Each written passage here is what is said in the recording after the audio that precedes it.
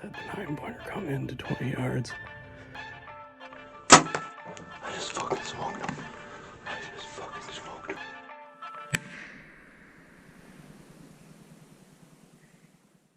Welcome back to the Borderland Pursuits podcast. This is episode number 2. I'm Steve Pallas here with Brett Massini and Sam Stenroos. What's up, everyone? How's it going? This is going to be our October-November 2024 bow recap in Wisconsin. We're going to talk about some of our successes and some of our not so much successes, I guess. The highs and lows of whitetail season. Yeah. The love-hate relationship. Yeah, maybe let's start with Brett. Tell us a little bit about how your season's been going so far.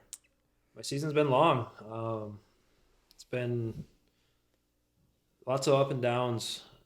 Chasing deer around. I've been specifically chasing 3 different bucks this season. There's one I call Splitter. He's a real goofy buck. He's got 7 points one side, 4 on the other. Big wide frame on him. Nice deer.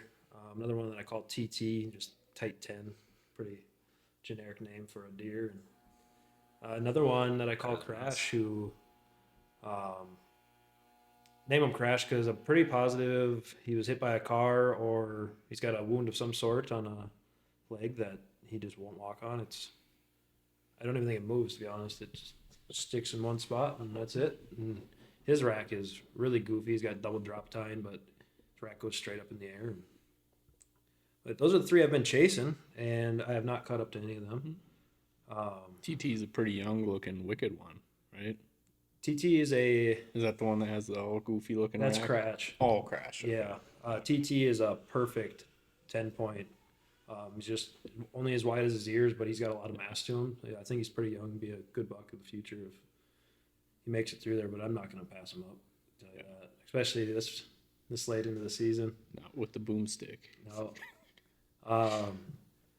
But passed on a couple nice 8-pointers earlier in the year. Definitely some up-and-coming deer, but this late into archery season now, I'm definitely maybe a little regretful of not filling the freezer and getting a nice Euro on the wall. But yeah, it's been fun. Definitely been learning a lot, trying to record more footage from the stand, record my hunts. Started doing that last year, and growing it a little bit bigger this year has been a whole nother learning experience of running multiple cameras at one time, and definitely screwed up even just a few sits for does because I've been trying to run cameras and learning that whole process. So it's not as easy as they make it seem on the big channels out there. Does make it a little funner though. It definitely does. It's whitetail hunting itself is a challenge, but you add all these additional features to it, and it makes it more exciting. Yeah, it's kind of like documenting, right, for what happened on your sits and stuff. But I like the idea of having it for making videos and stuff, so your kids down the road can see them. I guess that's my biggest reason why I wanted to start it. That was definitely my thought too going into it last year was, man, it'd be fun to show my buddies what deer I'm seeing in the woods. Even just for like shot recovery. Shot recovery. Definitely shooting lighted knocks last year, and the buck that I killed last year, my lighted knock didn't work. But from the footage, I was still able to tell that I smoked double lung. It was game over. I didn't question the shot after I shot him, but it was still just super nice to go back, look at the footage, show my brother, show my grandpa. Yeah, there's no question. We're going out in 30 minutes and we're recovering this deer. And that's going to be our episode 1 on the YouTube channel, right? Yeah, episode 1 will be the 2023 end of the archery season. It was a long haul last year for me also. Was that January 5th or 6th? Or January 6th, I believe, was. I think it was the day before Wisconsin archery was over. So it was fun. It was cold. Snow was on the ground. We didn't get much snow last year, all of winter, but I had snow on the ground for that hunt. Nice buzzer beater. Yeah, buzzer beater to finish off the year was fun. It was definitely one. I named him Twister, actually, in the beginning of the season, and I kind of thought about letting him go another year. He is your typical northern Wisconsin 8-pointer. He is wider than the ears, but he's a little spindly buck. And named him Twister because his just dark chocolate covered bases, and then it went up to light tips. And the wife actually said, it kind of looks like he's a twist cone from McDonald's. So he got the name Twister. So that's how that happened. But You're pretty good at naming them. I just go, oh, there's the new 8-pointer, or there's the new That's 9. the big 8. That's the small 8. That's the medium 8. That's the big 8. And when he was naming the bucks, I look at Steve and goes, we were real original this year. it's been a fun thing for my grandpa and I and my brother because we all hunt either the same property or properties that are very close to one another. Mm-hmm. Where these deer are all traveling, hitting these same properties. So if we can call them out by name rather than, that's the 8. This is northern Wisconsin. They're almost all 8-pointers. So A couple forks here and there. Yeah. So yeah, it's fun to name them and get everyone's kind of input to after they look at a trail cam pic and be like, what would you call this guy? Yeah. But back to this year, tough hunting. Put a lot of hours in the stand. I think I've logged over 60 some hours already just in the archery stand, not including rifle season this year. And hopefully only a few more hours of archery hunting, get one down, but never know. I'll be just like last year, hunting till the bitter end. So that's where I'm at. No bucks down, no kill bottles cracked. Have you had any rut action going on at all? Rut action, yeah, we can get into that. It's been a really weird year for where we're at in northern Wisconsin. Years past, your typical beginning of November, you're seeing bucks messing with one another, rattling antlers a little bit, starting to chase, sniff around, all of that. And we've logged more hours than any other year this year, and I have seen little to none of that even to this point come in November. I would say within the last week, I have seen more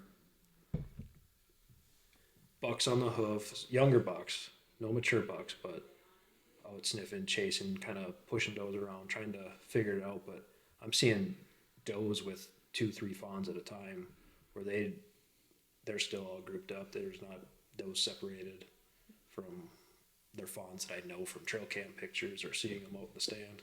I mean, that's the same thing we're seeing in central Wisconsin right now, too. Last night I saw a group of 6 does, and it was 2 bigger ones, and the other 4 were smaller. It's like, you shouldn't be seeing it at this point. Yeah, I don't know, definitely been different for me, different for you guys. So I don't know if it's just this Wisconsin area or if other people are experiencing the same thing, but hear other people talk, and it seems like it's been on heavy in certain areas, and I'm just not seeing it. Yeah. I've seen some of it, I guess. I haven't sat a whole lot in the stand this bow season, but we'll get to that. Yeah, but we'll get to that. I've just people I talk with that hunt down around here and people I work with that hunt further south and stuff. It seemed like it was definitely an earlier rut. I guess later in October, picking up more chasing. And then I had a couple buddies fly in, and it seems like by the time they got here for November 13th, it was just dead, which I think all of us could kind of attest to. That's kind of a little bit earlier than typical around here. I think typically around that November 11th weekend's been prime rut action up north in Wisconsin and even down here, but it seemed earlier. I'd say like November 9th to 18th, 19th for me has always been, I'm seeing bucks like on the fields, even just driving by, pushing those around, like just driving on the road, I'm seeing deer. Mm-hmm. This year it has not been the case. Yeah. So yeah, I think they were kind of locked down by that weekend this year. Yeah, I think we're definitely into the stages of that second rut almost, if you want to call it that, or the does that are coming in heat late. Mm-hmm. Yeah, it's been weird. Been a weird year.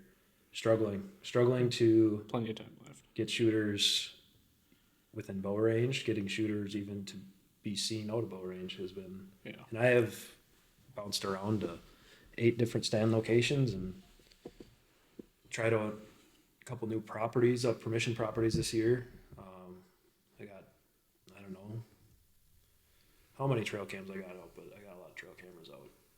Send me pictures of either bucks in the middle of the night or like early mornings, and no daylight activity whatsoever. So that's my season so far. Well, I don't have much to add to it, unfortunately, but my first sit would have been the first weekend of November. Unfortunately, October, we had a lot of family events going on. We had 2 weddings, a couple other events, and I just kind of put all my eggs in the basket of that early November, hoping that, like you said, that mid 9th to 12th, kind of historically, that's the time the bucks are going to be chasing. That's when we're going to be seeing them on the hoof. Sat that first weekend of November, and I've seen action no matter every single sat, just does, some smaller forks. But it was that evening of the first weekend in November, I passed probably a 110 inch 8-point. When I say pass, it would have been a grab my bow, kind of rush the shot. So it kind of didn't get me excited, didn't want to push the shot either. Looking back at it, kind of regret not even grabbing the bow and attempting a shot, just because I haven't had an opportunity at an 8-point since then. Sat the next 2 weekends, and like Brett was saying, just kind of there wasn't a whole lot of action for the bigger deer. We had some nighttime pictures of them, but mostly just does, some smaller forks that I had opportunities on, and just kind of regret the opportunity earlier on in November. But that's kind of all I got. I think it's definitely, I wouldn't say regretful. I think it's a good learning moment for you to know, yeah, I'm not going to push this right now. I was either taken off guard or just wasn't the right opportunity. And he came in directly behind me at 20 yards. I saw him. He was just walking normal, didn't spook. So I could have easily grabbed my bow and tried to get a shot opportunity at 30. But when I quickly kind of sized him up, I was like, didn't get me excited. So yeah, that's, I think, growing, and as we keep progressing, as we hunt, is I get excited over does. I get shaky. I took a really close friend out hunting a couple weeks back, and basket rack 8 came out, and he's never killed a deer before. And this deer, he was committed to shooting 30 yards and closer, and this deer was at 43 and never got closer. And I looked at him, and he is stone cold, just calm, cool, collected. My legs are shaking. I am like sweating from excitement. Like, deer get me fired up, and I don't know if that's maybe someone that's never shot a deer before, just not ever experiencing that rush, or not, or maybe just some people don't get that way. But buck fever is real to me. I don't care what anyone says. I get fired up. So I could kind of talk on that a little bit, because like when I first started hunting, like it didn't affect me at all. But then you start shooting a couple deer, and then like kind of get that adrenaline rush afterwards. Like I don't by any means get like the buck fever where I'm like shaking or can't pull the bow back, but it's like you see something, you're like, oh, you kind of get excited. And yeah, not necessarily like shaking uncontrollably, but like just trying to stay completely still, and you're just like, oh man, I can't manage it, you know? Like, every little movement you do sounds louder to you, and Yeah. you just think you're going to screw up every moment. yeah. I will say, like, the shakiness on that specific one didn't set in until like the moment was over. But being that close to a close friend who's almost going to shoot his first deer, just it all sank as soon as that deer walked away, and I was like full on body rush. It was that was my most exciting time in a tree stand for archery season this year, for sure. Because I don't think I've really had buck fever that much either, but like sometimes just trying not to stay still, but like adding the new aspect of like hunting with a buddy or something, or for like me filming this year, you know, like when I was filming a doe I was shooting at this year, for some reason I couldn't get my leg to quit shaking. It was just adding the whole aspect of something new. You know, I'm confident on the shot. It's a 35 yard chip shot, but you're adding in, trying to add film to it and everything, and then all of a sudden your leg's shaking like a mother, and you just can't control it, you know. But which is weird. you're thinking over like shooting bucks and stuff, and you don't really get that. But it all depends on the situation too, right? Sometimes they'll sneak up on you and they're 20 yards in front of you before you can even think about it, and then you shoot it, you know. And other times you're waiting 10 minutes for them to come in, and by the time they come in, you can't even keep the tree stand quiet, you know. The one time that it's happened to me when we were hunting out in North Dakota, and I saw this buck coming for like 400 yards. I sat and watched him for like 45 minutes. Finally came into the tree row, and I missed, shot right underneath him just because had that buck fever. Like you said, if they sneak up on you, you don't have the opportunity to think about it. It's kind of like that muscle memory of the practice comes into it. Like, but you're sitting there thinking about this shot for 45 minutes. Yeah. Oh yeah, I definitely have experienced that in years past of hunting on a edge of a field and watching a deer 200 yards, inches way closer to you, and you have everything going through your mind for how long. That's rough. That's You manifest the shot. yeah. That's tough hunting. Yeah. I think that's why hunting in general, but hunting whitetails with a vertical bow is so exciting. Yeah. There is so much that truly goes into it, from the prep work throughout the year to getting that deer into, you want to get them to that 20 yards range, right into that kill zone. And there's just, I don't think there's anything better than chasing whitetails. Yeah. Maybe elk hunting. That's debatable. Yeah, I'd say it's debatable even after Yeah. experiencing it now, but that could change. Just after going out west, and then I have like a hard time sitting still in the tree stand because like out west you're kind of constantly moving, you're glassing, you're like I find myself constantly glassing in the tree stand now, just like because you never know what's gonna be behind that tree. Well, that's why you're not seeing anything. So you can't stay fucking still. See, I want to get into that a little bit because I have had so many people tell me, you got to sit there. I mean, growing up as a kid, yeah, you got to sit there. Don't even move your head. You use your eyes and you don't move an inch. I disagree, 100%. I'm in that tree and I'm looking. As long as you're being quiet, I think you're fine. Haven't you ever had the situation where you're like looking on your phone or something, and then you just look up and there's like a doe staring at you from like 20 yards, and they just run off like they busted you before you even knew it? I haven't had that situation happen. Okay, well, I have. And I'm like, I wasn't even moving, you know? I'm just sitting there. I pull my phone up. I'm looking at my phone. I look up. All of a sudden, there's a deer there, and it busted me before I even, like, just the fact for me looking up, it spooked off. And so that makes me think that you can't fucking move. If you move, like, even looking down at your phone, they locked up, you know? Maybe here's that's where because they're closed in and they could smell you already, too, but you know what I mean? And doe, that was a doe? Yeah. Does, I would say, are more attentive to 100%. all of that. Yeah. Where I'll speak from that same basket rack I was talking about with my buddy. I had that same deer come in this season, and I had my pecker in my hand pissing out in the tree, and he was 42 yards from me. And I went, oh no, what do I do now? Like, I'm not going to shoot this buck, but how do I get out of the situation I'm in, you know, being out of the tree stand? And maybe that's another topic. Do guys do that? Because I do, and I don't think it matters. But I do too. But to speak on that same topic, this year when I was going doe hunting in early November, I climbed up the tree stand with this little fork buck 30 yards from me. He watched me climb up. I got set up, sat down. He kept looking at me. He walked off. He came back 20 minutes later. He knew I was there the whole time. Didn't give a shit. So I think it just matters too on the circumstance and what deer it is. And that's why I like try not to move so much. Like, if you're going to sit in your stand for more than 4 hours, chances are you're probably going to pull your phone out more than once. And if anything, that might be better because then you're not constantly moving around, you know. Maybe it's because you're just staying completely still. But I guess I would think staying still is probably better than moving just because of the chance of that one deer that's going to give a shit about you moving coming in, you know. I'm not saying we're going to be up there doing jumping jacks. But, No. I'm going to stand up and sit down from my seat, or I'm going to. Oh, yeah, 100%. stretch out I a do little that bit, too. or Yeah. I think about when I'm using the rattling antlers and stuff. I'm like, yeah, I gave a good scan around, make sure there's no deer around, but Yeah. then I'm reaching, I'm grabbing rattling antlers, and I'm banging Yeah. on them and Yeah. doing all sorts of weird, goofy movements from the tree. Like, Yeah. maybe I didn't see that deer, but maybe that deer was right there. Like, Right.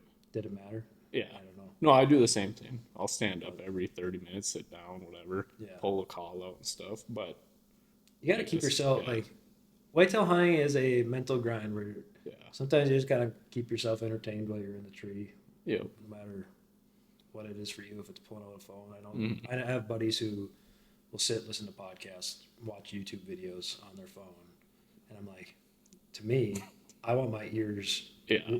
I use my ears more than Yeah. my vision Yeah. while I'm in the stand. Right. But And it seems to me it's like when I do pull my phone out to look at something in the stand, it's damn near every time when you put it down, all of a sudden there's a deer within 50 yards, and you're like, oh fuck. that's Like, how did That's that never happened to me. I will say, are you pulling it out like prime time, last hour of the day? Like, No, I'm talking this year. Like when What I happened sat last down. year too? That's You're watching a football game. that's true. It did. Fuck, man, I look like a piece of shit. No, I swear I'm not on my phone that much. It's just it happens at the right time. You know? Some people get lucky. Some people get lucky, some don't. I tried not to pull my phone out because I'm out here to enjoy the woods and stuff. But after an hour or two, then you're like, okay, you check, and then you got some text, and then you put it away. You're like, oh fuck, there's a deer there. Or if you're sitting opening day for 10 hours and you don't see a deer, chances are you're probably going to want to pull your phone out every so often to look at it. But I definitely pull my phone out probably every 10 to 15 minutes, honestly, and I'm yeah, rechecking different weather. I'm looking at upcoming days, or I'm like Yeah. just like planning ahead for other days, or Mhm. you got family stuff going on, or I'll show you guys here shortly, but like I log everything from a hunt. yeah, Whether I see, I won't say squirrels, but I mean I got like how many turkeys I've seen in a day. Whether I see coyotes, bobcats, I see a lot of bobcats where I'm at. Deer, what deer I'm seeing, Yep. time of day this is going on, right. the pressure of the day. Like, so I'm in my phone, I'm typing away, and yeah, I'm not always super attentive around me, but that's where I said I won't wear earbuds and listen to podcasts in the deer stand because my ears are working 100%. Yeah. I can't believe people do that. Yeah, I wonder. I know some people that are doing it while they're like sitting in like a deer stand, where if you're sitting in a box stand, I could see maybe getting away with more because you're really not going to hear if that Yeah. deer's Yeah, you're crunching- going off crunching visual at away. that You're going point. off visuals, Right. but yeah, sitting in a tree to me is Mhm. wild having your headphones in, unless they do have those headphones that just go around your ear and you still have your ears open, right? Mhm. So maybe people are using those. I don't know, but it's still goofy to me. I think this year I started using my phone a little bit more on tree stand just with the GoPro app. And like, because as soon as that GoPro turns off, then you have to connect it, you know. So I'm constantly pulling my phone out to look at the GoPro just to make sure it's still on and connected, you know. Because otherwise, you have it put away, a deer comes in, you pull it up, and now you have to wait for it to turn on. Then you have to press record and then put it away. When if it's on, you open it up right away, you just press start, and then it's going. That's where I have tried to get away from the app as much as just keeping clicking it. keeping my GoPro within a close arm's reach, Yeah. to where like one specific stand I have, I'll say, has very great coverage in the tree, so I'm able to get away with more of that arm movement, reaching for that camera, Yeah. because I'm in a big pine and it's very well secluded, almost basically directly in front of me is the only open spot. Yeah. So I can get away with it there. I can't get away with it anywhere I sit. It's just, if I'm going to make that reach, it's like something's going to see you, especially at our lease or even back here. And I guess personally, too, I like having it a little further away just because it gives, you know, a more wider view of what's going on, too. Better chance of catching something. But that's all situational, too, I guess. What are you guys seeing for, like, buck size this year compared to last year? Because you're in some different areas, but are you seeing like a better age class, same age class, worse on your trail cameras? Because I know none of us have seen too much on the hoof, but Compared to our lease last year, I mean, last year we really only had, one solid mature buck on camera at our old lease and a ton of young ones. Yeah. Even when I was only able to sit a few days last year at our old lease, and I had 6-7 different small bucks come through on the same trail in one day. Yeah. Just a ton of small ones. And then compared to this year at our lease, we haven't had maybe 2 mature bucks. Yeah. 2 mature bucks and a handful of smaller ones. And one of them got hit by a car. Yeah. Unfortunately. So. And then here at my house, a few mature bucks and then a handful of small ones. I think it's hard to compare because, like, for us, we've hunted different places every year, in which, tens of miles away from each other. But what about you up in the wolf sanctuary? Up in the wolf sanctuary, it's kind of the same old. Yeah. Got your 2-3 that are like your dream bucks for the area, and everything else is your typical northern Wisconsin 11-pointer, as one of our good friends likes to call them, the spike buck running around, or your 4-pointers. And We need to get one of them on the wall. yeah, should get one of them. Brett, you're up. You're taking one for the team. I suppose I got a tag to fill, but that's where I question, like, we wonder about the age class and maturity of deer in Wisconsin, specifically where we're hunting. Hunters in general do. You got people complaining about, oh, there's no big bucks around, so I'm going to shoot whatever buck I see. Or you got the guys that are like, man, let that thing go another year. Even I've had people tell me on 140-inch deer in the area that I've killed, say, man, you really should have let that one go another year. And I'm like, that's a 140 class whitetail. Mm-hmm. And I'm hunting northern Wisconsin. I'd love to say, man, that thing would be a beauty next year. But that deer is a beauty this year. Mm-hmm. And now he's fed my family and he's hanging on my wall and he looks beautiful. Yeah. So it's hard to. I don't think if you have a really good experience with your neighbors, try to talk it over and say, hey, let's let this one go. Mm-hmm. Maybe. But besides that, But then if you you're get hunting into that the public- rut. How far is that buck traveling, and is that traveling to public land? Is it going outside your? They move a area? long ways. Yeah. I don't know if there's the science behind truly. People always are estimating how far a buck will travel during the rut, Yeah. but they're traveling. Yep. Definitely traveling. Yeah. But I'd like to get into a buck that I have on trail camera right now. Oh boy. On property that I just bought. So I'm going to show you I don't guys. think we've seen this. I want to show you guys a picture, and I want your guys' opinion on. Does he have a name to him already, or do we get to name him? You guys could name him. I want your opinion on age class of this deer. Let me see what the best way this is to look. Start with you, Steve. Oh fuck.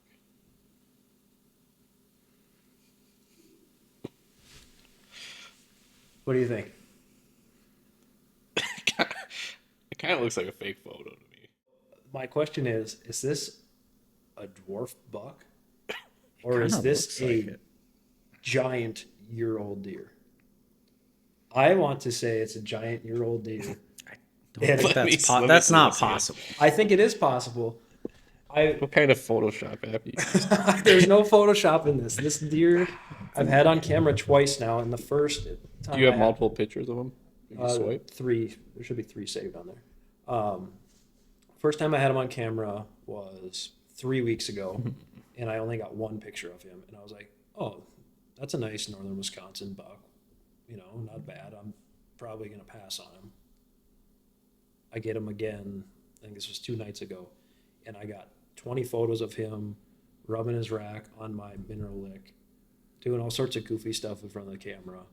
And I'm looking at multiple photos now of the size of this deer, and I'm thinking, is this a year-old buck that should be a mainframe 8, but he broke off a brow tine that's as wide, if not wider, than his ears, but he looks like he weighs 70 pounds?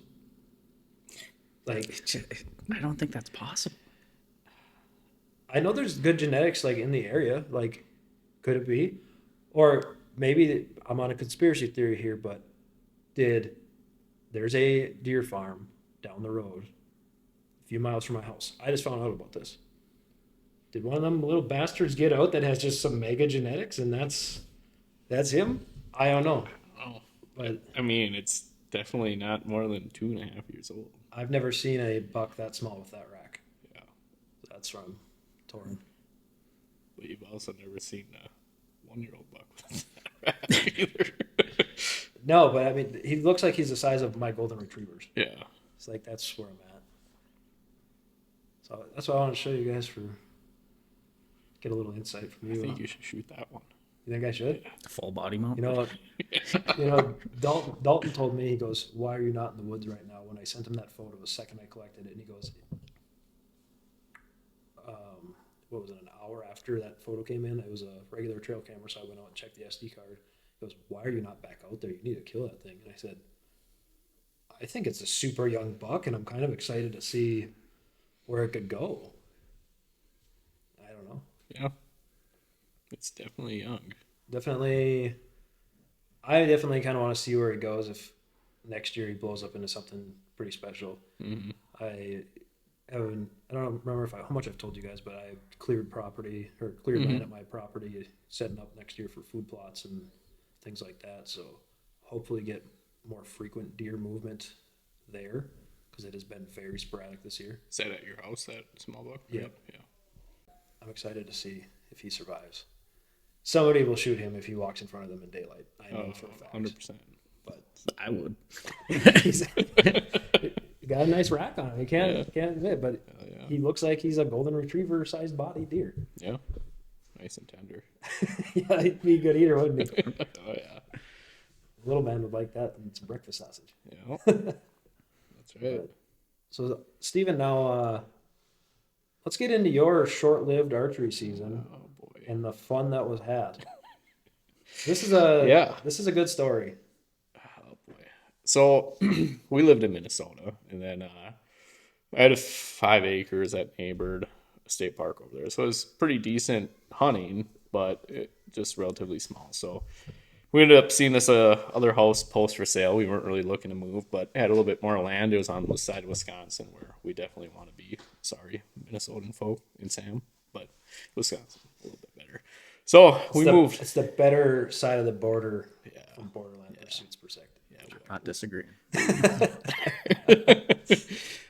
So yeah, we moved here September 30th. I don't think I got a camera out for a few days, probably the next weekend. So yeah, it was like the first week of October, but started to get some pictures come through of a couple of decent bucks. There's a lot of like probably 2-year-old bucks, 8-pointers and stuff hanging around, but then there was this nice 9-pointer and a nice 10, it was a 10 or 11. It was kind of hard to tell with that little sticker off its G2.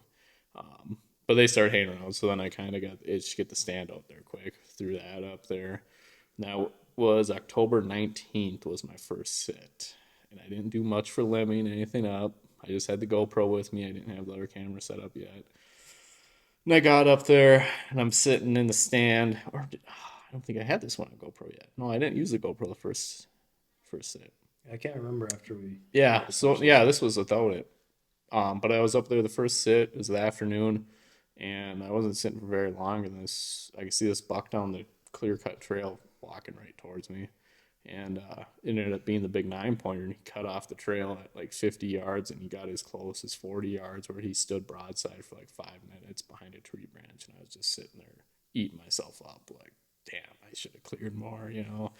I just watched him hop the fence and trot off. I'm like, oh, shit. So that sucked. It was the very first sit in the stand at this property. Talk about an awesome encounter. Yeah, but just watching him like that close, knew I didn't limb up enough. So next morning, get out there, and I cut down a shit ton of branches. Like every tree in my shooting area, I was limbing the hell out of everything. So then I could shoot pretty much up to 50 yards, I guess, kind of straight out in front of me, and then to the left could get a little bit further. But then it was sit number 3, an 8-pointer come in. It was a nice 8-pointer, but I mean, I think you all know me. I have a hard time passing 8-pointers. He came directly up to 20 yards at me, looked right at me, kind of turned to start walking away, and he stopped at like, I don't know, like 25, 30 yards, and I shot right over his back. And I'm like, oh, shit, just beat myself up. I'm like, okay, you know, at least I didn't wound him for one, but I'm like, maybe that's God's way of telling me, like, wait for a bigger buck this time, like, stop being so impatient.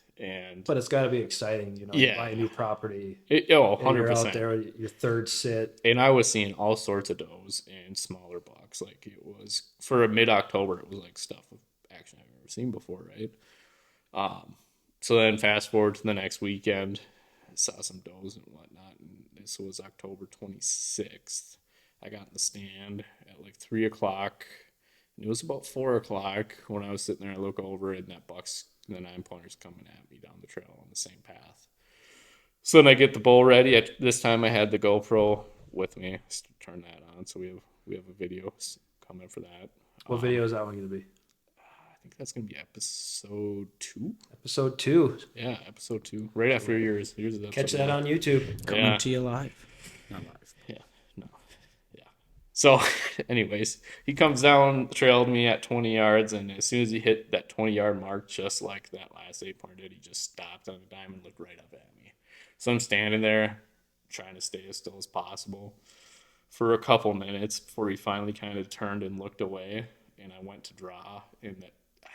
Even if you watch the video, you can see the video. It's like no noise was made when he was looking away when he spooked. It was like as soon as he started running away, then you heard the noise of the draw, right? But I don't know, it was like some 6th sense shit or something. And he like ran back to 40 yards, stopped, and turned broadside again. He was curious, I guess. He wasn't completely spooked off. And that's why I was lucky enough to take another shot, which not my proudest shot, I guess. A little bit far back, and I guess even on the video you can see he kind of jumps a little bit too, but it would have been a far back shot regardless. So I guess if anything, it was kind of good that he jumped it a little bit to kind of hit that back artery.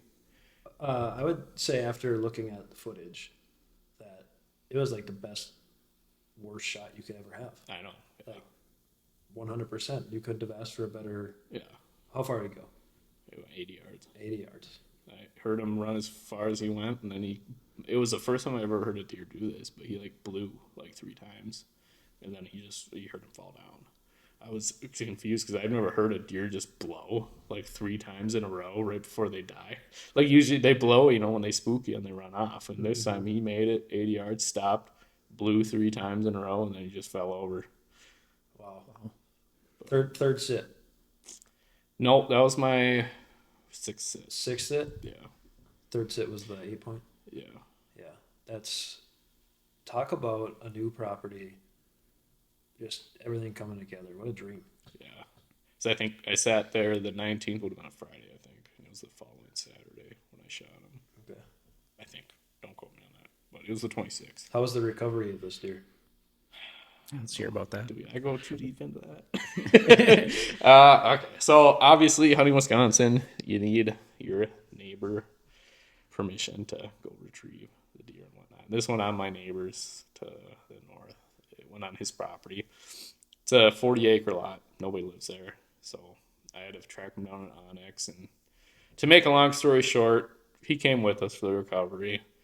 And after the fact, he hung around, helped us, caped it out. And it was cool from there. But it was definitely a little bit of a hassle trying to track track the right people down, get permission. Obviously, people are going to be skeptical of somebody showing up at the doorstep in camo at 6 o'clock, whatever time it was. Yeah, definitely a little nerve-wracking for you. Never meeting this neighbor before, somebody Yeah. that doesn't live next door. You have Right. to go But drive just around, trying to find do them. the right thing, right? Yeah. I could have very well just hopped the fence and go grab them. Probably would have never known. But Yeah, and that's just not the way to do it. right. You know, do it the right way, and now you got what I think a good relationship Yeah. with now the neighboring property, and that's what you want, especially when you're going to be here for a long time. That's Mm-hmm. how awesome. Yeah. And you learned some stuff Yeah. from this guy, so Yep. you know, Sure did. can't beat it. Yeah, no. But yeah, that was October 26th. Then the next time I sat in the stand after that was going to be for some doe patrol action. That didn't turn out so well, but I had a couple buddies from my old platoon fly in, and they were going to hunt at my house November 13th through 17th. So I was going to do some doe hunting at our lease while they were hunting here. And up until the day they got here, I had this 10-pointer.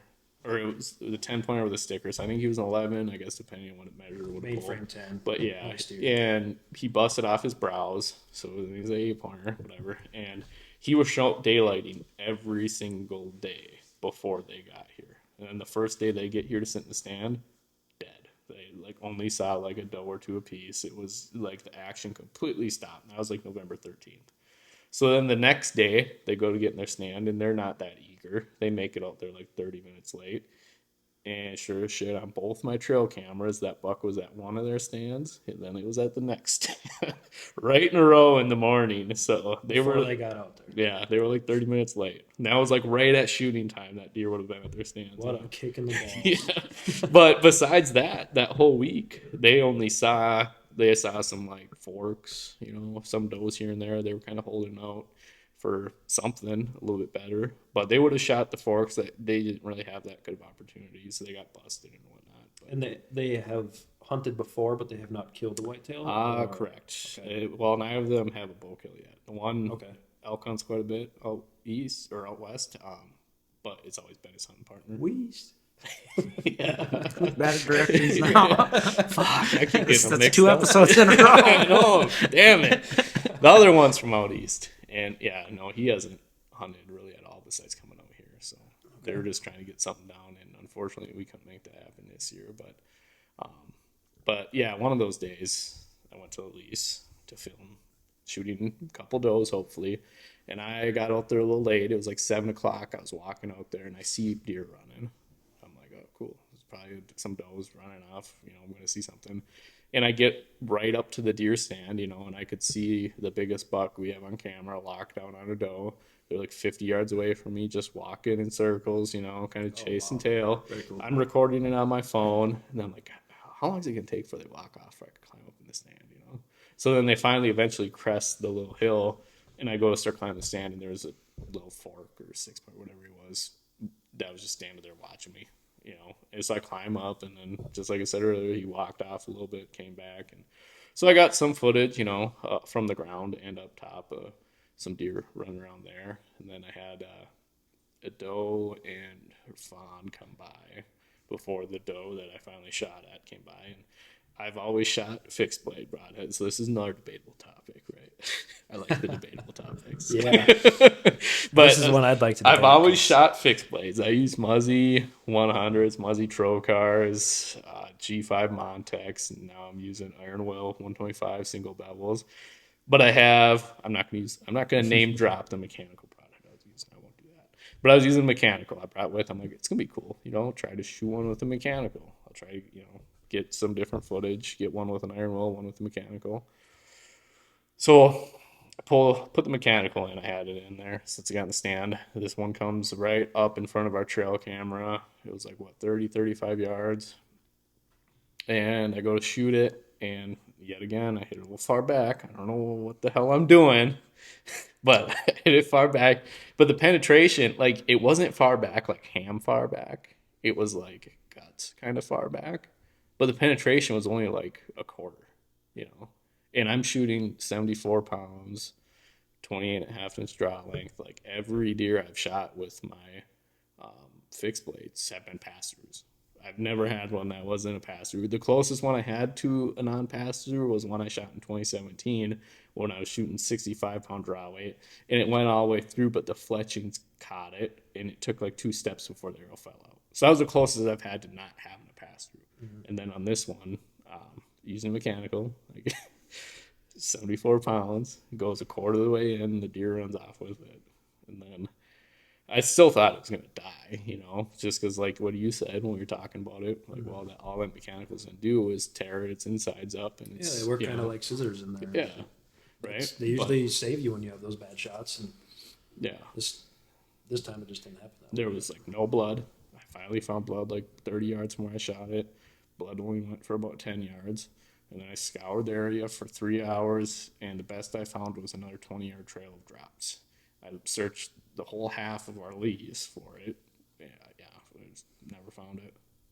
But which sucked, because I was out there for, 3-4 hours by myself, grid searching the whole freaking lease. It was, definitely not happy, because you definitely don't like not finding something you shot that chances are it might die. I guess you don't know, but you don't know, but it is a terrible feeling going out to the woods and wounding animals. Yeah. And I think some people say, "Oh, it won't happen to me," or "It's never happened to me." Well, you keep doing it enough, it's gonna happen. Yeah, it's a terrible feeling, and you're not gonna sleep well at night, and you're gonna be doing the what if game. What if I did this differently?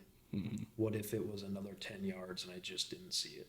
Right. But, you know, it's all part of the hunting experience, really. Yeah. Well, and it's not just bow hunting too. It can happen with a gun just as easy as with a bow.